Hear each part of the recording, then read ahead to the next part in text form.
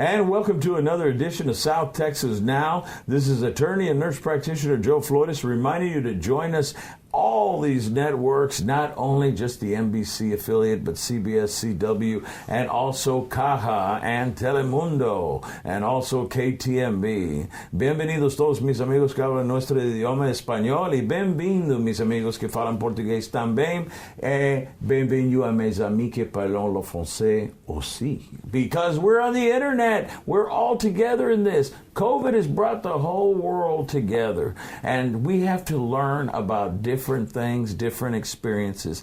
And I like to teach people. I like to teach people about all types of experiences. So today we're going to be talking about the death penalty, but we're also going to be talking about counseling and helping those, even those in prison.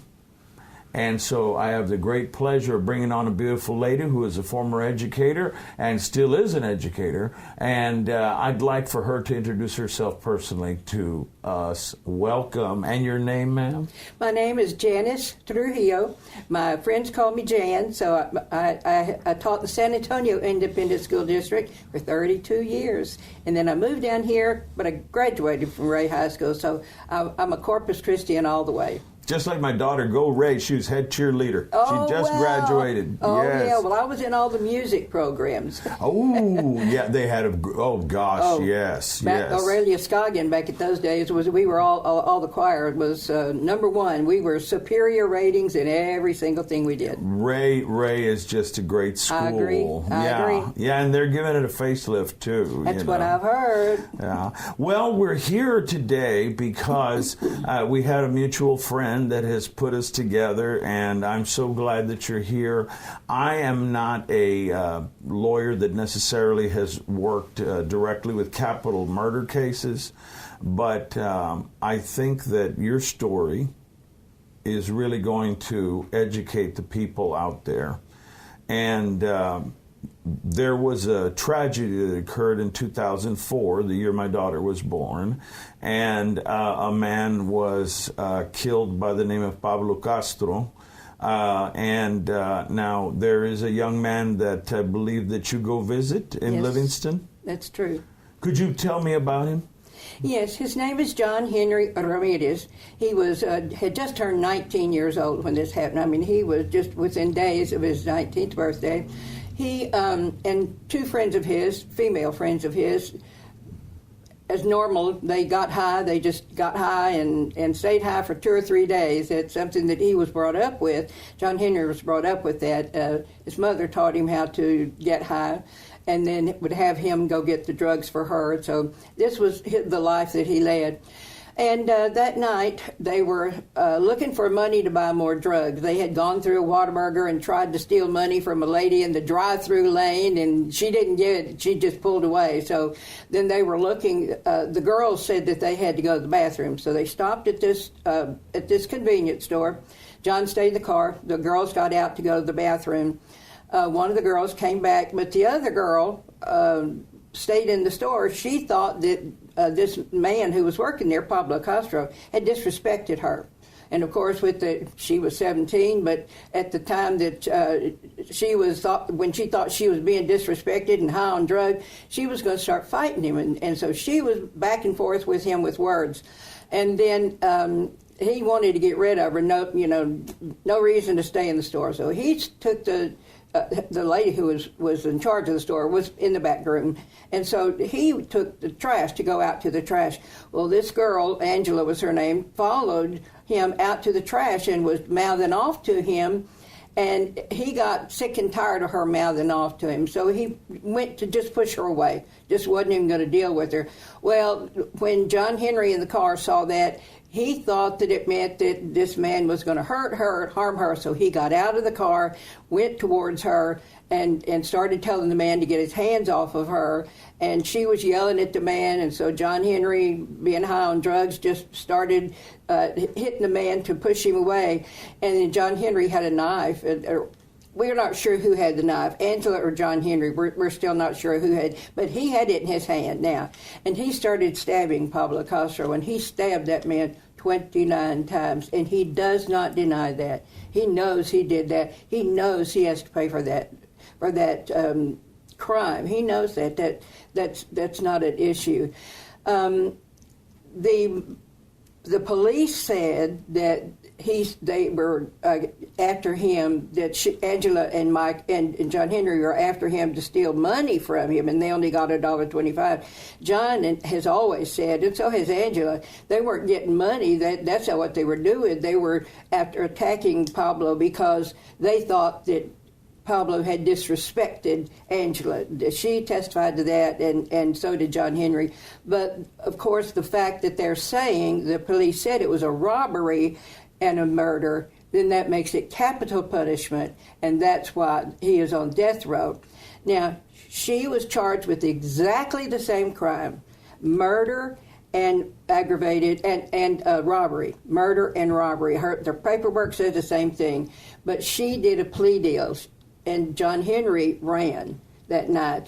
Angela and Christina got picked up. The police found them because they all ran, but they found the girls within about an hour and arrested them. John Henry went underground and all the way to the other side of the city. He was looking for to get a hold of his grandmother. When he came up out of ground, he found a woman and asked him, "Can I use your cell phone?" She said yes, and so he called his grandmother, but his grandmother said no. I've heard the news. I know it's all over the news. I can't help you. I can't help you on this. So he found someone else, a friend, to help him to get him out of Corpus Christi and into Mexico. So that's what happened. Well, that is really, I think that's one of the first times with such detail that we've heard about that. I still remember that crime. How did you get involved with John Henry, and that's Ramirez? Yes. Right, John Henry Ramirez. How did you get involved with John Henry and after he was sentenced, before? When did you meet him? I had been taking care of my mother, and she died in 2007, so I was able to go back to church at that time. So that Second Baptist Church. At that time, there was a man and woman. Their names were the Archers, Dr. and Mrs. Archer. They were both retired missionaries. They were both literally physical doctors. They had been physical doctors in South America all their lives. They were in their 70s, late 70s by then. So I met them at the church, and Dr. Archer had been John Henry's advisor, spiritual advisor, chaplain, while John Henry was in the county jail here, while he was undergoing trial. And so Dr. Archer had really spoken to him a lot. And then, of course, when he received the death penalty, and he asked them to give him the death penalty, he just stopped the trial, absolutely stopped the trial in the middle of it, because he didn't want his background, he didn't want his mother to be embarrassed by the tales that were going to be told of his upbringing. He just didn't want to do that to her. So he stopped the trial. Well, they went ahead then. They asked for the death penalty. Judge Govan gave him the death penalty. Mark Skirka, they agreed to that, and they sent him off to Livingston, Texas. That's where all people who are on death row are. And so during that time, or right after that time, Dr. Archer asked me, he said, "You know what, you have been, your mother is gone now, and I know you were a teacher. Would you be willing to join my wife and do a Bible study in the women's jail here in Nueces County?" And I said, "Let me pray about it." So I did, and then I came back and said, yes, I would. So I did that with her for 2 years. Well, during that time, there was a woman in there who every time she listed her daughters, pray for my daughter, about it, because on every Tuesday night we sang songs and had prayer and Bible study. This woman kept saying, listed these women. Well, then on the 4th week, she said, "I want you to pray for my son, pray for my son." And I said, "Okay, what's his name?" And she said, "John Henry Ramirez." And I was shocked because I listened to the news. I knew exactly who that was. And so I said, "Oh, where is he?" And she said, "He's on death row." And so we started praying for him. And every week she would bring him up. And that's all I knew. I knew who he was, and I knew this was his mother. And that she asked us to pray for him every week. Well, after 2 years, there was a woman who became available to teach that women's prison, because I found out that the questions those women were asking me, had all been drug addicts, and that was part of their arrest. I could tell them how to stay a Christian afterward by giving all the church reasons, getting involved in a good Bible teaching church, take your kids to church, don't get involved with the same people in the community you were, all those right answers. But that didn't work, because when they got out, so many of them went back to the same man that they were married to. They went back to the same community, the same family. So a woman became available to take that teaching, and she said, I've never been able to get in. She said, I'm a former prostitute. I work the streets. All the policemen know me, and I'm now a Christian, and I can tell them how to do it. I can tell them how to do it, how to stay out of jail again. So we relinquished it and gave it to her. So Dr. Archer then asked me, would you be willing to go visit John Henry Ramirez on death row? And I said, I know who he is, but I can't, where is he? And he said, he's in Livingston. It's an hour north of Houston. And I said, well, I just don't see that well, so it's going to be tough for me. I couldn't drive. And my sister was standing right there, and she said, I'll drive you up there. And I said, oh, my what? goodness. And she said, I'll drive you up there. I can sit in the car. And she loved to work crossword puzzles. I can do that for you. And so that's how it started.